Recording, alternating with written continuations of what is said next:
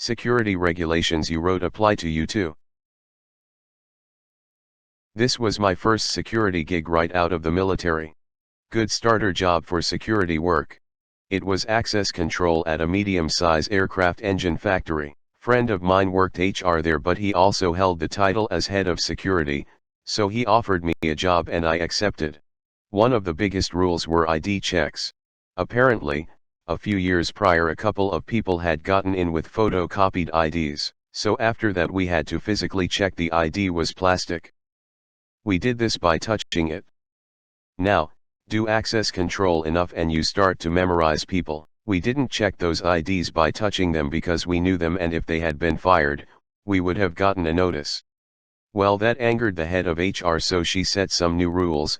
She wasn't the head of security, but security fell under HR, so she kind of was. All IDs must be checked, no exceptions. No non-employee is allowed through the gate without a notice signed by her or the head of security, and has to be submitted 12 hours prior to their entry, like for people scheduled for interviews. Visitor badges assigned without prior approval can only be done for normal delivers, like the post office or FedEx. Anyone who violates it will be reported by security to HR for a security violation. That was fine and dandy, we really didn't care. Everything went smooth for about a month until that one day. Here she comes to the gate, but she isn't driving, her husband is.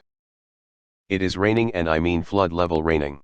I asked her husband for his ID and he says he didn't have one. She seen where this was going and tried to stop me. He was only there to take her in because it was raining and she didn't want to walk from her car to the building and ruin her outfit. That's when I threw the rules back to her. I didn't have a security notice for him, so I couldn't assign a badge and couldn't let him in. She tried but it's only 100 yards, which again I reminded her of the rule she set down. She actually said, well, I'm your boss. Technically she wasn't. We are going in anyways, which I replied again her rule that any breaches of policy must be reported as a security violation.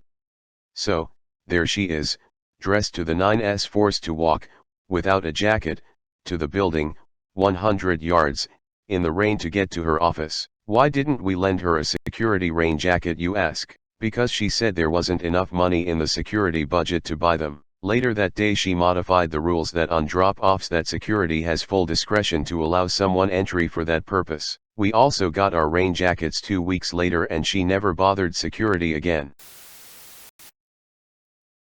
Now to the comments.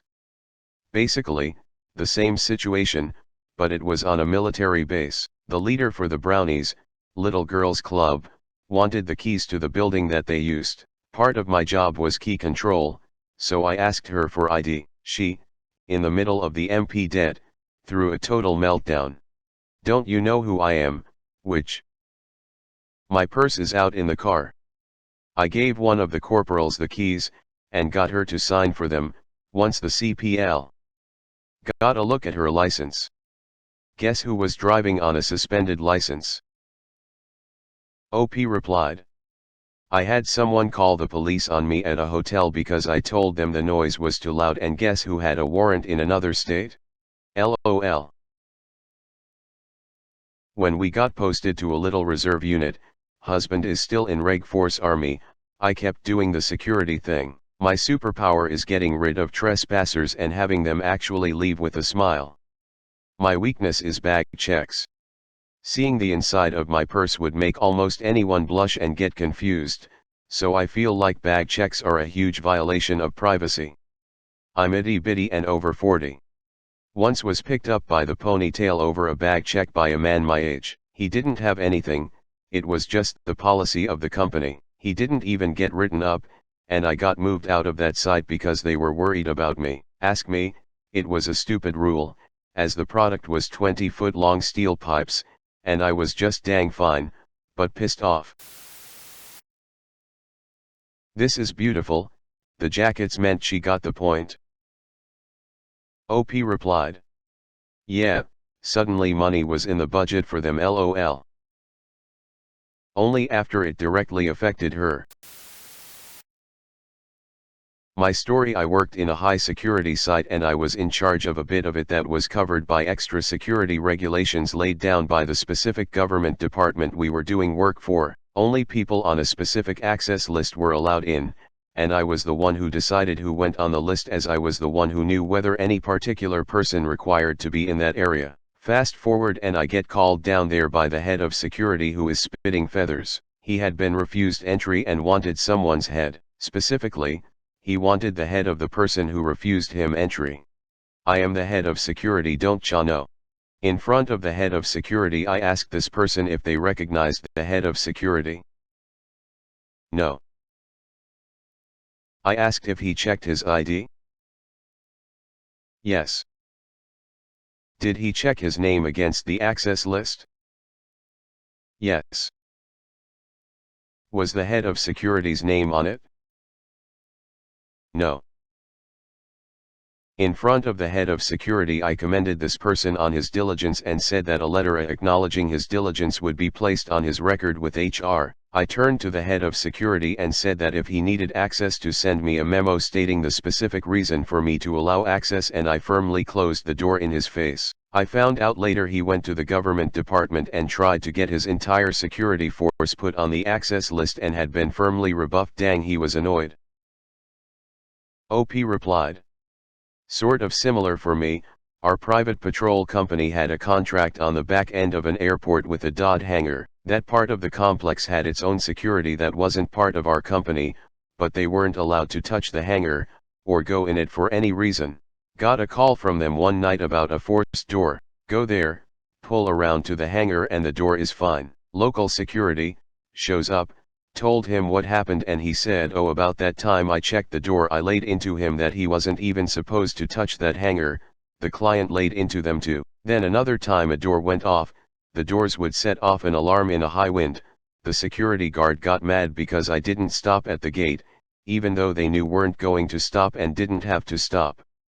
Nor did we have to explain to them why we were there. He tried to get me fired. It didn't go well for him. I worked at one of those high-security Dodd hangar facilities. Once security got to know us, it was no problem at the gate. We got in with a wave-through. The morning after September 11, 2001, we were told we were now subject to random vehicle searches prior to entry. Anyone caught with a firearm would be arrested and fired from the company, losing our security clearances and our careers in one bad moment. At lunch, the parking lot was empty. On the street leading to the facility was over 150 cars and trucks. The parking lot was completely empty. Because, Texas. Being strict about security is fine, but that's what you get for not buying your security some rain gear. OP replied. It's just in my experience those who write the rules don't see how it affects everything overall. Yeah, that was a minor change we didn't care about, but we see the trouble it would eventually cause, mostly the paperwork nightmare for everyone besides us. Her measures are an improvement to security, even if no improvement was necessary, but her sense of entitlement wrecked her conviction to security. I would have gone to her boss after the rain changes to show them exactly that and maybe get her fired or get security out from under HR. Oh man, I was waiting for HR lady. Well, I'm your boss, and I can allow people in, so I'm telling you to allow him in. OP, sorry ma'am, the rules are quite clear.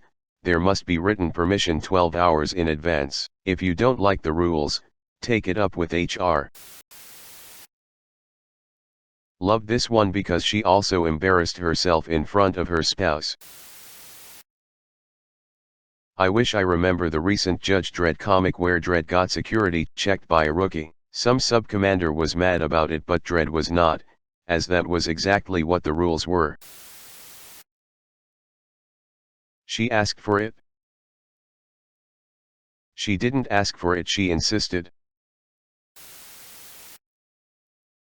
Similar setup, working security, nobody allowed on site between certain hours unless prior notice given. Security wasn't in-house.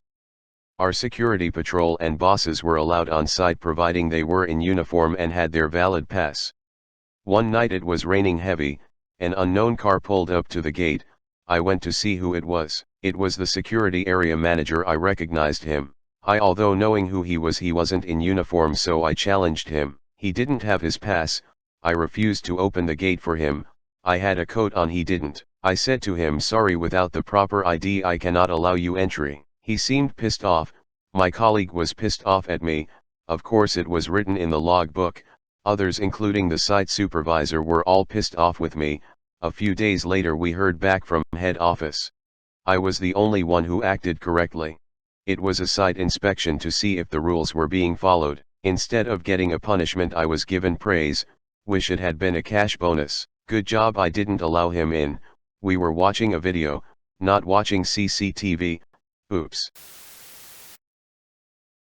CEO of the large hospitality chain I used to work for gave £100 to a colleague for demanding an ID before letting him back of house, despite knowing who he was, smiley face, edit, gave.